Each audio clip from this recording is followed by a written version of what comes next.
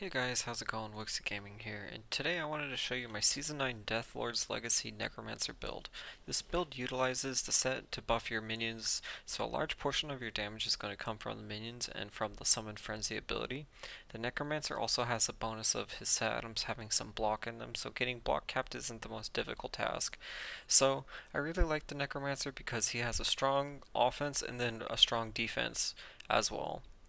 I'll break this guide into multiple different parts, so starting with the gear first, followed by the Mercenary Gear and talents, then player talents, hero levels, relics, and finally some gameplay. So starting with the runes, as you can see, I have 15 Rex runes in my gear. Now that isn't really viable for early game players. So one thing you can do is swap out to a tombstone, and that will make it so you only need 3 Rex runes for a full 115% gear. So with less, you'd probably need anywhere from 4 to 6 Rex runes, which is a lot easier than the 15. However, with the 15 setup, you get more damage from the Wardo toxicity.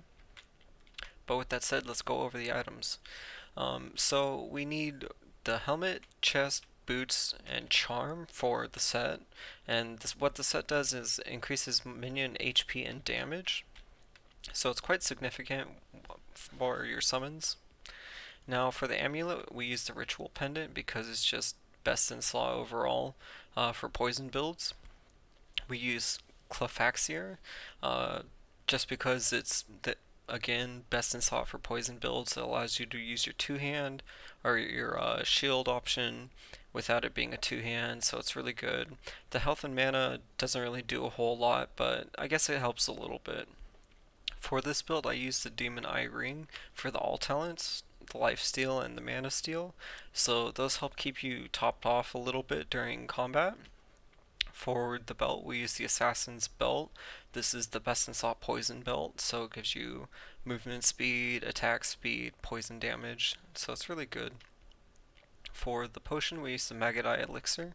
It's just best in slot for potions. It's just the highest damage you can get.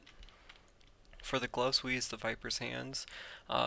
Pretty much best slot you can get, or best option you can get for the gloves. There's nothing comparable. And with that said, let's go ahead and go over the minion gear. So we use a Wind Stride for the Faint Aura, we use Fortress for the Holy Freeze, and we use Sky Crusader Helmet just because it's the best in slot for HP, and I stack it with 4 Fem runes for more stamina, so it's the best HP slot for the helmet. Now for the bow, how you create a Wind Stride and disregard the mana shield that was rolled on it when you used to be able to roll what's it called, runeword abilities on weapons, which you can't anymore. That was just a thing in the beta for 1 or 2 days. So how you make Windstride is you need a gray longbow base that's item level 100 or above. And for that you need to socket these runes in this order. So it's Gaw 3, Def, Jaw, Nut, Gaw 3. So that's how you make the Windstride. For Fortress, you need a gray item level 100 or beyond steel armor, Templar coat, or shark tooth armor. And the rune order for this is Fem, Got 8, Drax, Fox, Rex, Nut.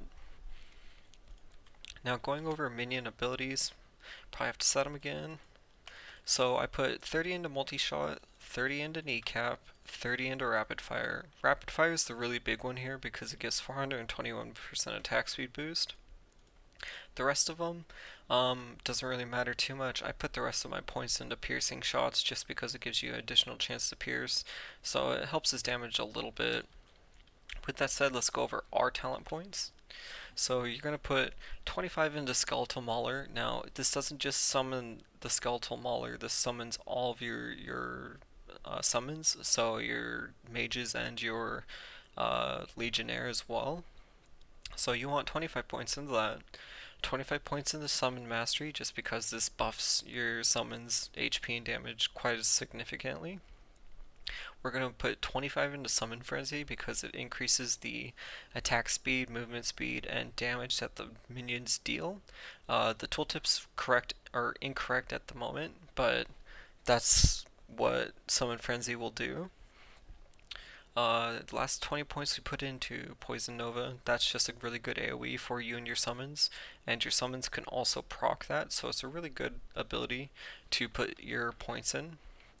Now for your hero levels, you're going to want to put everything into energy because you get quite a bit of energy stacking from your gear, so you're going to want to toss all of your points in that and just stack your energy as high as possible. Now for the relics, um, we use the basic range relics, so that starts with the 5 floater relics, which is Demon Sheep, Fetus, Templar Shield, Guardian Angel, and Shredder, followed by the movement speed relics, so Rock Belt, Monkey King Bar, Amazon Spears, Butcher's Knife, the Spoon, and Blazing Boots. And then we also use homing shots and spectral arrow just so that you can shoot through walls and that they will always hit targets, followed by oversized. This helps a little bit with like your meat bomb and stuff like that, but it's not needed too much on the Necromancer. Rice and chopsticks gives you disarming powder for bosses, so that's really good. And then I'd personally get the poison spear just because it scales off of your poison damage quite a bit, so it makes your uh, minions and yourself deal quite a bit of poison damage. And then lastly, I like the Storm Dagger because it gives you just a ton of damage. Now the gameplay for Necromancer is pretty simple. You're gonna want your one ability to not be on the same keybinds as everything else you spam, just because it'll keep teleporting your minions back to you, which isn't what you want. For example, let's teleport them over this gap real quick, just like that. So it's kind of useful in some situations if you need to recall your minions or something like that. That helps. But other than that, you're just pretty much going to be spamming all the rest of your abilities and letting your minions deal the work.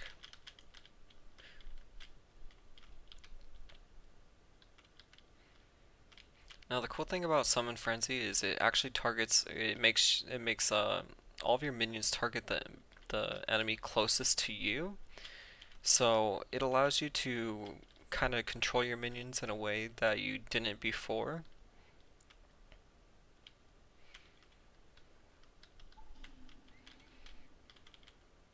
Oh cool, I'll drop.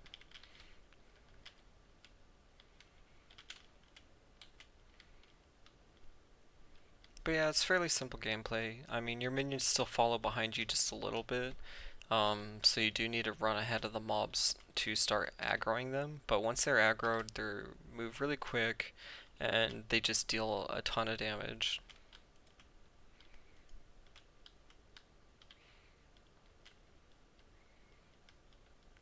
So yeah, that's pretty much it for the Necromancer. I'm gonna go ahead and end the video on that note. If you have any questions or comments, you can leave them in the comment section below. If you enjoyed the video, feel free to subscribe, and I hope you guys enjoyed the builds, and I hope you guys have a great day, and thanks for watching.